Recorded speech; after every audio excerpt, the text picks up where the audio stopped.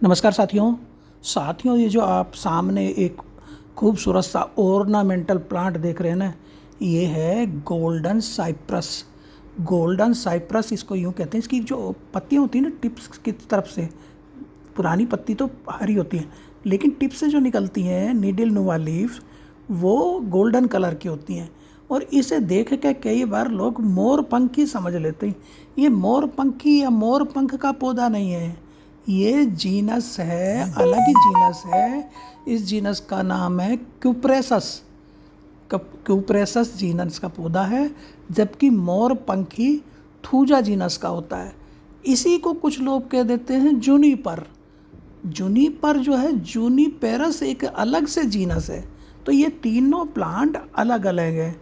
मोरपंख जो थूजा वो जीनस है, और साइप्रस का जीनस क्यूप्रेसस है, और जूनिपर का जूनिपेरस जीनस है। ये तीनों प्लांट अलग अलग हैं, लेकिन कभी कभी देखने में एक जैसे लगते हैं। थोड़ा थोड़ा सा इनमें अंतर है। मेरे पास ये जो हमारा साइप्रस है, इसके 2 पौधे हैं। और इस पौधे को क्या है कि इसे धूप, जैसे सनलाइट की बात करते हैं, तो इसको सुबह की धूप चाहिए और शाम को पार्शियल शेड या छनी हुई धूप चाहिए।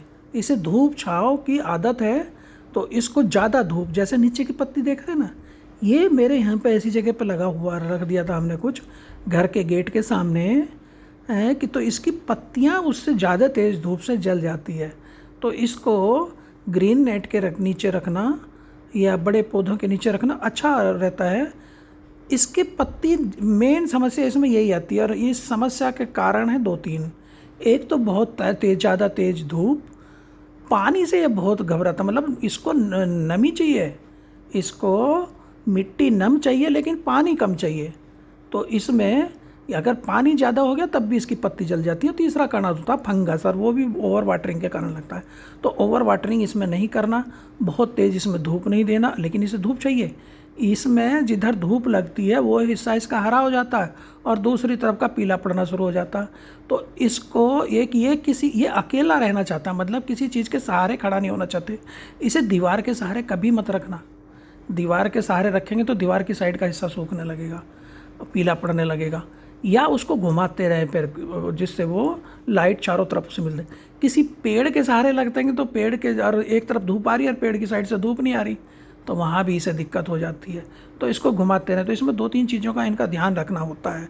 आज हम इसके बात करेंगे प्रोपेगेशन की। इसकी जो पत्तियाँ सूखी उनको काटेंगे, उनको निकाल देंगे, उनकी प्रूनिंग कर देंगे, उनकी कटिंग कर देंगे।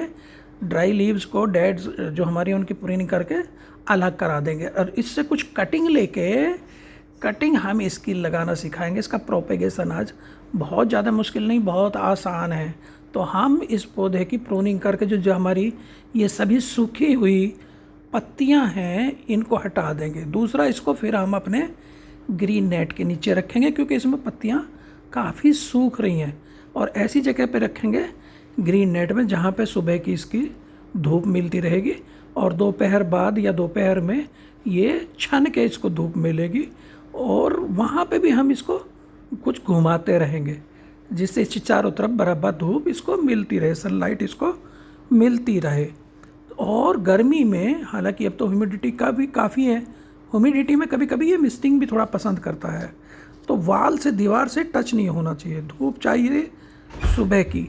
तो हमें ये 2-3 चीज़ें इसमें ध्यान रखेंगे। तो अभी हम इसकी प्रूनिंग कर रहे हैं। प्रूनिंग करके इसकी सूखी पत्तियों को हम निकाल देंगे, और इससे कुछ हम कटिंग ले लेंगे।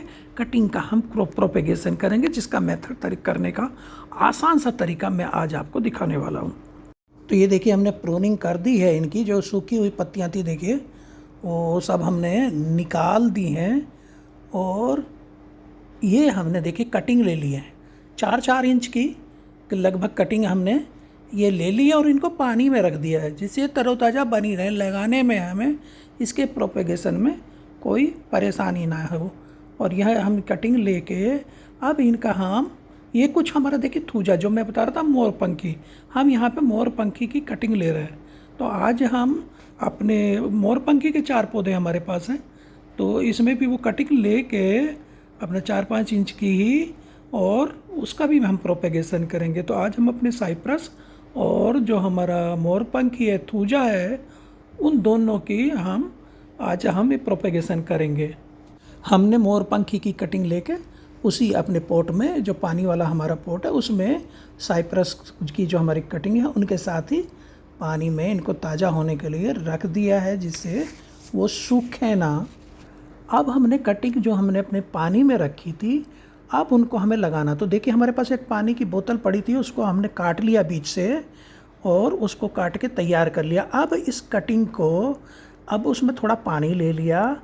इसमें अब हम क्या करेंगे, जो हमारा एलोवेरा का पौधा है उसकी एक पत्ती काट के, और उसका जो, अब ये देखिए हमारे जो चीज़ें हमें ज़रूरत पड़ेगी, एक हमें पॉट की ज़रूरत पड़ेगी, हमें मिट्टी में, देखिए हमारी एलोवेरा का जो पत्ती, जैसे मैंने बताया, उसमें से हम एलोवेरा, ये असल में रूटिंग हार्मोन का भी काम करता है और इसमें बड़ी तेज़ी से रूट्स चलती हैं।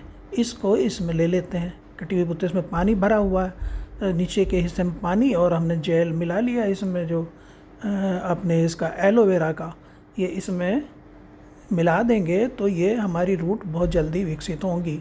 और जब रूट हमारी निकल जाएगी, क्योंकि ट्रांसपेरेंट बोतल है उसमें हमें दिखती रहेगी, और जब इसमें अच्छी तरह डेवलप हो जाएगी तो हम इसको फिर अपने उसमें रख लेंगे, पोट में लगा देंगे इनको। तो ये एक तरीका तो इसका लगाने का सबसे अच्छा, तेज़ ग्रोथ करने का, इसको मिला देते हैं ठीक से पानी में। तो एक तरीका तो ये है, ये बड़ा अच्छा कारगर तरीका है, इसको हम इसमें कर सकते हैं। अब हम क्या करते हैं, जो ऊपर का हिस्सा है बोतल का, कटिंग्स को बांध के और उसमें रख के, और जो हमारा जेल का सा जो तैयार किया गया हमारा सॉल्यूशन है, उसके अंदर इसको रख देंगे।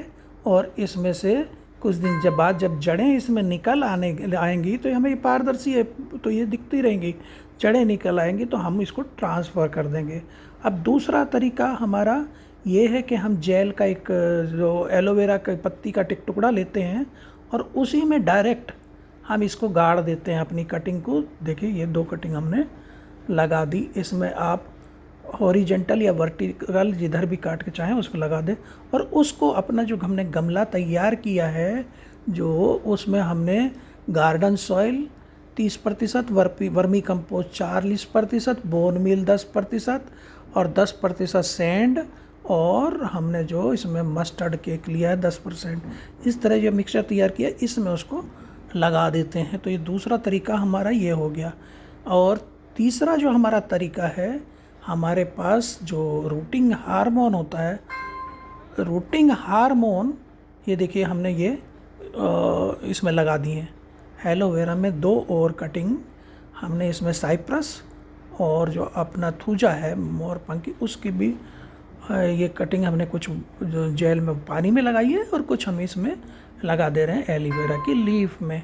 इसके अलावा जो ये हमारी देखिए लग गई, ये दूसरा मेथड अब मैंने अभी दिखाया आपको। और तीसरा तरीका कटिंग का है, जो हमारा जो रूटिंग हार्मोन होता है ना, रूटिंग हार्मोन में लगा के इस कटिंग को और अपनी मिट्टी में जो मैंने बताया मिक्सचर तैयार किया है उसमें लगा देंगे। तो हमारा ये जो सुंदर सा प्लांट है, ऑर्नामेंटल प्लांट, ये भी हम और विकसित कर लेंगे। अगर किसी कारण से वो मरते हैं तो ये हमारे अच्छे चलेंगे। इसको फुल सन या पार्सल शेड चाहिए, 4-6 घंटे की सुबह की धूप चाहिए, और फिर इवनिंग में या दोपहर में इसको फिल्टर्ड हमारी वो धूप चाहिए। स्लो ग्रोइंग है, ओवर वाटरिंग से बचना है, पानी ज़्यादा नहीं लगाना। अंडर वाटरिंग में भी इससे दिक्कत आती है। ह्यूमिड एयर और वेदर इसको चाहिए जिसमें ह्यूमिडिटी हो। तो आजकल तो वैसे भी काफ़ी ये इसमें, और महीने में एक बार इस पौधे में एक्चुअली नाइट्रोजन इसको बहुत पसंद है, तो वर्मी कंपोस्ट या NPK उर्वरक हम दे सकते हैं। 1 महीने में एक बार एक मुट्ठी जो वर्मी कंपोस्ट इसके गमले में, जब इनको कटिंग को लगा लेंगे, देते रहेंगे। कटिंग में हमें कुछ नहीं देना करना, इसको तो बस अब हमें शेड में रख देना है।